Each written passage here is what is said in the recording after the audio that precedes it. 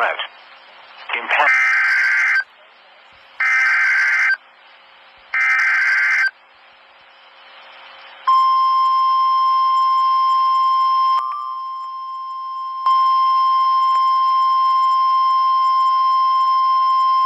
The National Weather Service in Norman has issued a severe thunderstorm warning for Clay County in northern Texas until 7:45 p.m. Central Daylight Time.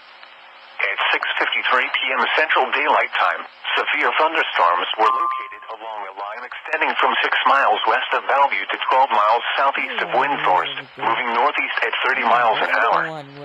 Expected hazards include ping-pong ball-sized hail and 60 miles an hour wind gusts. This is a radar-indicated threat. The following impacts are expected. People and animals outdoors will be injured.